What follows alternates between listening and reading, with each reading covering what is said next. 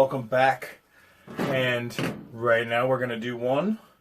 It's a new Belgian one called the Hemperor. I love that it's called the HPA. The HPA, yes. It's 7% by volume. So, real quick, I gotta interject. And if you smell it, we're going to have to redo one unless Tim gets me my stuff, or not my stuff, his recordings. Yes. We did a 420 strain out of the one out of Atlanta, Sweetwater. Yeah. And you can smell when you say it's hemp based, you can smell it, and like you can smell. As soon as he handed it to me, he's like, "You smell it?" I was like, "It's got a little skunky to it." So yeah. But real quick, I want to interject. You'll notice that if we ever use the letter H, I say H and Simon says H. I don't hear a difference, but everyone makes fun of me. My wife included. But my son says it just like me, so I love it. He corrects my wife. What's the alcohol by volume on this one? 7%? Yeah, 7% by volume. Okay.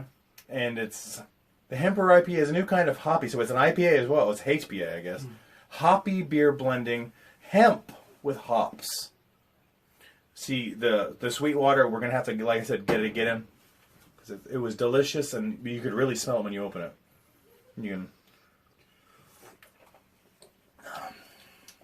I can taste it.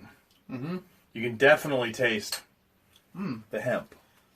I don't know how you legally do that, personally, and sell it in the States. I would assume that as long as it doesn't have any... whatever percentage, THC. just like CBD oil. Yeah. Which is, I think it's 0.03% or some 0.03%. Mostly it's peppermint and CBD oil. And people sell it all over the place, CBD oil. But, it's been popping up everywhere. This is stuff that's legally sold. So I don't really know how it's done. Well, I mean, the other thing too I is want to look up that helium beer myself. Yeah, that's more interesting to me. The Chinese. I actually read that was fake. Really? I read that was fake, but we'll have to do some research on that. But I would think that as long as you can't smoke beer. Yeah. So and you can't remain. I don't know if they soak it in it or if they ferment it in it. I don't know the exact process. If you inject some beer in your damn veins, I mean. Yeah. I would assume it's the same as drinking it, but if you try the Hemperor, it's New Belgium Ale, 7%. It's tasty. It's definitely got the taste to it. Yeah. Our topic now is going to be, I think you said John Cena. John Cena. I'm going to see where he leads this. So, John Cena is kind of a interesting. Yeah, you can't see me. Kind of an interesting subject. I mean, we've touched on it before. I like John Cena. He's probably a good guy. You like wrestling. Yes. You've been into wrestling. I never really got into it, but as an actor, he's kind of slowly started interjecting himself into that. Just like The Rock did. Yeah, let's say kind of following Dwayne Johnson's path, Or Dave Bautista. Yeah.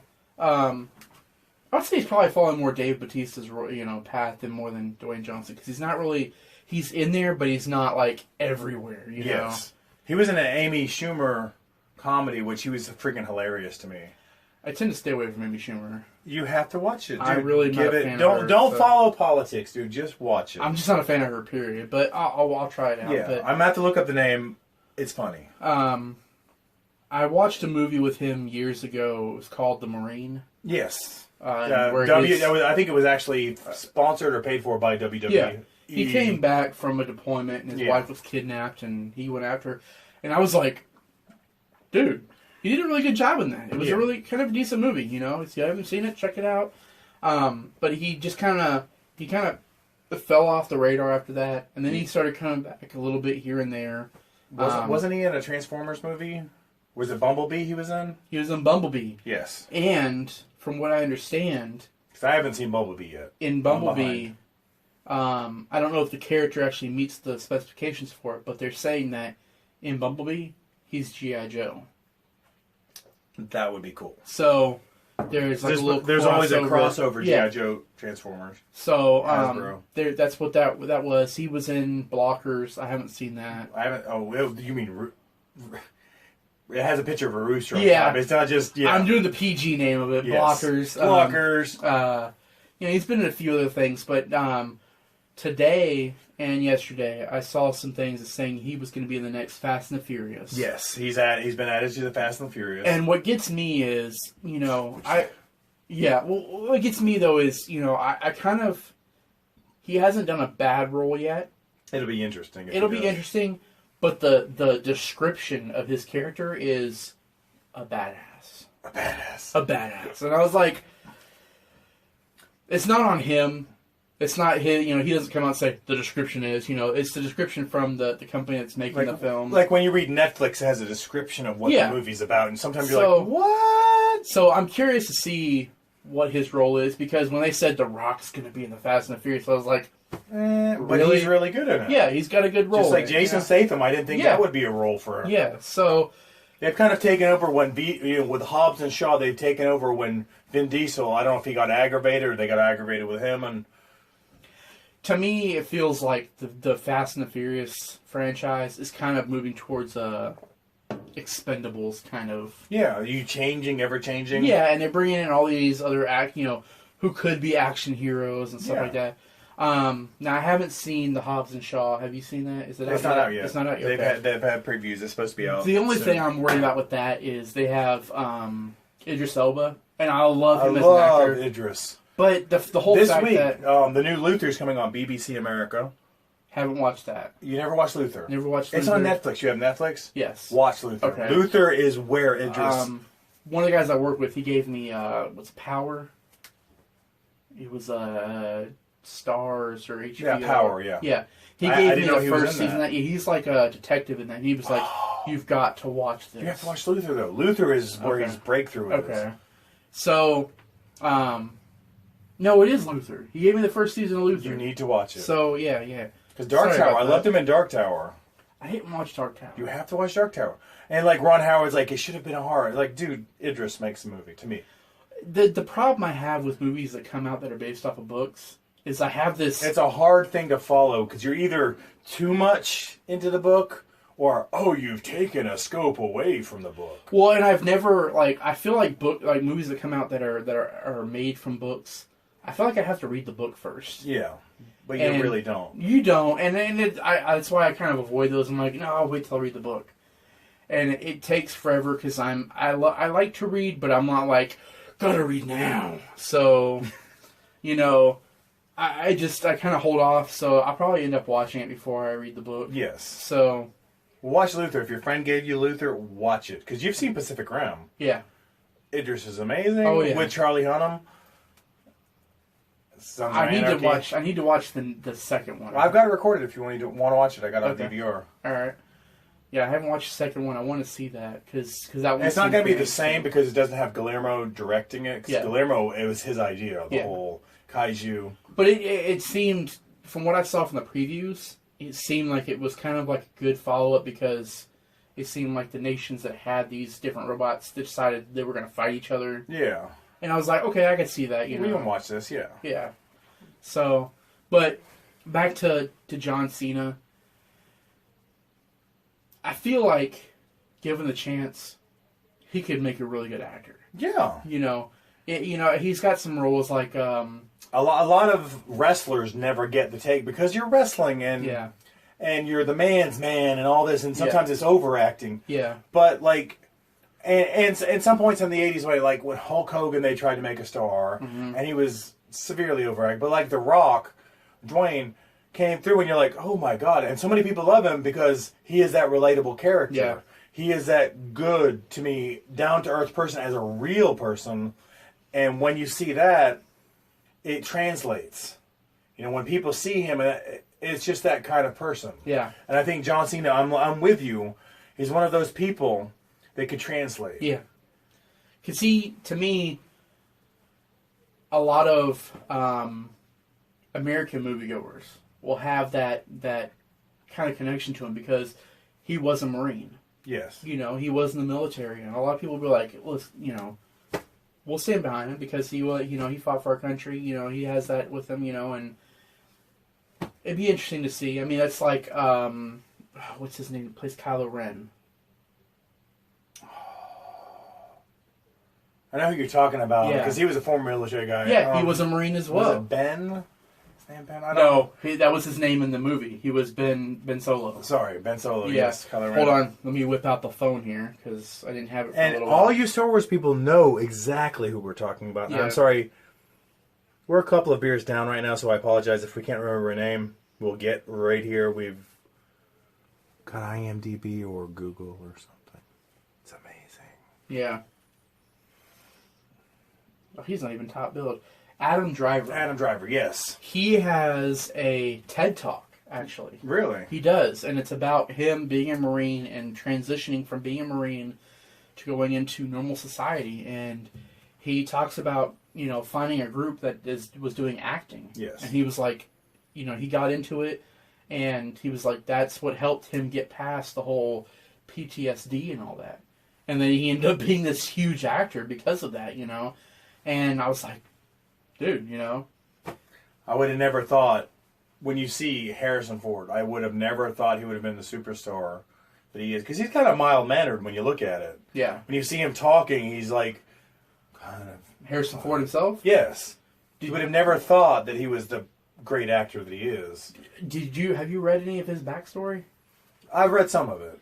That he was actually building sets, and that he actually he was building a set for another movie. God, this still smells like and Hemperor. George Lucas saw him, and he was like, "Hey, I got this role. I want you to come in here and do this." And it was Han Solo. And from that point on, he just grew from there. Well, we're gonna have to do a segment on Star Wars. Yeah. And because there's a lot of Star Wars out there lovers. Mm-hmm. I still have to catch up with the last two, including the third one. Yeah. Plus, I have so much personally to catch up with. Have you seen Rogue One? No, I haven't. That's what we talked about. My I've seen God. the original three and then three prequels. I haven't seen Rogue One. I haven't seen the other two that have come out. Rogue One, did you ever see Star Trek: The Wrath of Khan? Yes. That is, for a lot of people, that is the pinnacle of a sci-fi story. Oh yeah. It's got everything. Yeah. It's the greatest, one of the greatest sci-fi stories ever. And I'm sorry if you're a huge Star Wars fan, you disagree with me. And some people get mad about that with the reboot of Star Trek. They try to say, well, you're throwing the Wrath of Khan to boot. But they're just saying it's the greatest one. A rogue story. Yeah. Rogue One. Rogue One. Is... It's the prequel to Star Wars. It is, really. And it is up there with Wrath of Khan. Okay. It is a great story. It's a standalone. It explains what's going on with the first. Some people were talking about them doing a sequel to it. I'm like, how are you going to do a sequel? The sequel is A New Hope. Yeah. I grew up with Star Wars, so when you change the name of Star Wars to A New Hope, dude. If I have to recommend, if I was going to recommend to somebody who has never seen a Star Wars movie before, that would be the one. Rogue One. Rogue One. Start with Rogue One. Rogue One, because... See, we're waiting to start my son on Star Wars. And I'm going to start with Star Wars itself, because that was where it started for me. Then go Empire, Return, go to the prequels, even though I don't agree with every one of the prequels. And that's what I'm waiting to see, because they come out with the you've seen the preview of... is Skywalker, whatever the title is for the next one. The next one's coming. It's The Last Skywalker or the Future Rise of the Skywalker. Yeah, something like that. It's Rise of the Jedi, or Rise of Skywalker. I know Skywalker's in the title. Yeah. And I'm sorry if you're watching this. I apologize. This isn't about... And we can be wrong. Yes. Because, again, we're... a couple of sheets in the wind. Yeah. But, I want to get him to see everything before we get to that. Yeah. Just like we got with, the Avengers and Marvel. Well, that's like... my stepson, he is 9 years old. He's almost 10. We haven't let him watch any of the Harry Potter movies. And it's not because we don't agree with witches and wizards, but we want him to be old enough to read the books. And understand everything. And then watch the movies. Because that's how my wife and I grew up. We read the books and the movies came out and, so we want him to do that as well, but... I never read the books. I watched the movies. And I waited until... I think it was the last movie was about to come out until we juggernauted through the first. Because I was like, I know how I am. I want to see it.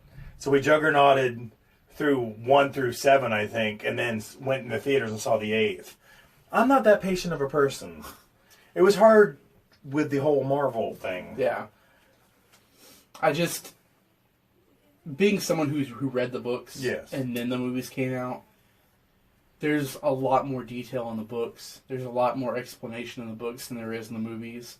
And we want him to see that. So that's where we're kind of, heading for, is that we'll have a future episode. We can talk about Harry Potter and Fantastic Beasts and the whole thing. Because I haven't seen any Fantastic Beasts. Well, we'll get to watching them. How about that? Yeah. And we'll talk about J.K. Rowling, because I think her whole imagination set off a new thing. Mm-hmm. I think it's brilliant. But we'll move on to that. And we're celebrating the Hemperor right now, the new Belgium Hemperor, which smells like hemp, I guess. So you could say. Yeah. Again, for whoever's watching this, if you have any ideas, you have any suggestions for a future episode, please comment. Yeah. Like and subscribe. Like, subscribe, share. Yes. Because that's what makes these things go on. Yeah. We're doing it on a zero budget right now. We appreciate anybody who comments. Laundry room. Laundry room. We don't have any kids kicking the door in right now. Because they're in bed right now, so. Yes. Anybody who's a parent who right now knows that. It's a parent. You're a parent. Yeah. Anybody who's a parent knows bedtime is one of the greatest things ever. We appreciate you and we thank you, and we'll see you another time.